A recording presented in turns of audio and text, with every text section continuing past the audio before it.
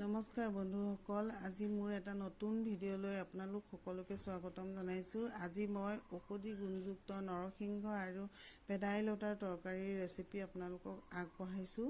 এয়া চাওকচোন, নৰসিংহ পাত আৰু ভেদাইলতা মই ভালকৈ ধুই লৈ পেলাই মিক্সাৰ গ্ৰাইণ্ডাৰত জাৰটোত লৈ পেলাই ধুনীয়াকৈ গ্ৰাইণ্ড কৰি ল'ম। আৰু ইফালে গেছত মই কেৰাহী বহাই থৈছোঁ। তেল ইতিমধ্যে গৰম হৈ গৈছে আৰু এতিয়া মই মাছখিনি ফ্ৰাই হ'বলৈ পাতি দিলোঁ। আৰু মাছখিনি ভেদাইলতা তৰকাৰী মাছখিনি সদায় অলপমান আধা ভজা হ'ব লাগে, ই মচমচীয়াকৈ ভাজিব নালাগে। আৰু এই মাছটো আপোনালোকে বাৰু চিনি পাইছেনে? এই মাছটো বোলে সকলো ঠাইতে নাপায়। গতিকে যদি আপোনালোকে এই মাছটো চিনি পাইছে নিশ্চয় কমেণ্ট কৰি জনাবচোন। মই মাছখিনি ইতিমধ্যে ভাজা হৈ গৈছে আৰু মই অলপ মাছ আছে সেইখিনিও বহাই দিম। গতিকে এই বতৰটো কেনেকুৱা হৈছে আপোনালোকে গম পাইছেই নহয়। এই গৰম, এই অকণমান বৰষুণ দি ঠাণ্ডা পেলাইছে। এইটো সময়ত জ্বৰ, কাহ, চৰ্দি খুব হয়।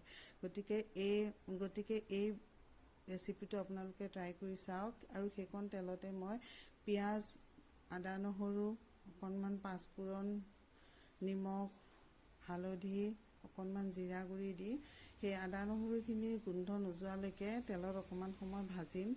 আৰু যেতিয়া আদা নহৰু গোন্ধ যোৱা লাগিব আপোনালোকৰ, তেতিয়া আপোনালোকে পিচি থোৱা ভেদাইলতা আৰু নৰসিংহৰ জোলখিনি দি দিব। এনেকৈ অলপ সময় ভাজি পেলাই ঢাকনখন দি থওক। তাৰপিছত এই জোলটো আগতে আমাৰ মাহঁতে জ্বৰ চৰ্দি হ'লে এনেকৈ নৰসিংহ আৰু ভেদাইলতাৰ জালুকীয়া তৰকাৰী বনাই দিয়ে। আৰু আমাৰ এইটো স্বাস্থ্যৰ কাৰণে খুব ভাল। গতিকে ইউৰিক এচিডৰ মানুহৰ কাৰণেও ই বহুত গুণকাৰী। ইতিমধ্যে মই মাছৰ লগত আপোনালোকক দেখাব নহ'লেই, মাছৰ লগতে কেইপিচমান আলু, বইল কৰা আলু মই ফ্ৰাই কৰি থৈছিলোঁ আৰু সেইখিনি ইয়াত দি দিলোঁ। দিয়াৰ পিছত এতিয়া ঢাকনখন মাৰি আকৌ অলপ সময়ৰ কাৰণে সিজিবলৈ থৈ দিম।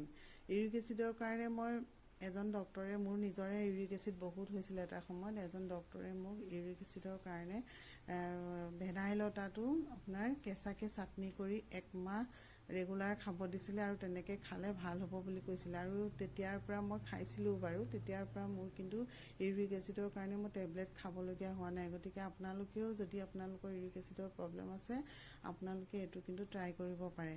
ইতিমধ্যে তৰকাৰী উতল অহাৰ লগে লগে মই মাছখিনি দি দিলোঁ। আৰু এই তৰকাৰীটো অলপ সময় বেছি সময় উতলাব লাগিব। যিমান বেছি উতলাব ইয়াৰ টেষ্টটো সিমান ধুনীয়া হৈ যায়। এয়া চাওকচোন, ভেদাইলতা পিছোঁতে কিন্তু যিটো গোন্ধ ওলায়, পিছত তৰকাৰীত কিন্তু বৰ ধুনীয়া এটা সোৱাদ হয়। গতিকে মই 2 টুকুৰমান আলু কৰি দিলোঁ। মই অৱশ্যে বেছি গ্ৰেভি নবনাওঁ, মই অকণমান জোলকৈ বনাওঁ, কাৰণ ইয়াৰ জোলটো খাব লাগে ল'ৰা ছোৱালীয়ে। গতিকে যদি আপোনালোকে এইটোতো নজনাৰ কথা নাহে বাৰু, আমাৰ অসমীয়া প্ৰত্যেকেই ভেদাইলতাৰ তৰকাৰী বনাব জানে। কিন্তু যদিও আপোনালোকে বনোৱা নাই, তেন্তে মোৰ নিচিনাকৈ বনাই চাই খাবচোন, নিশ্চয় ভাল পাব।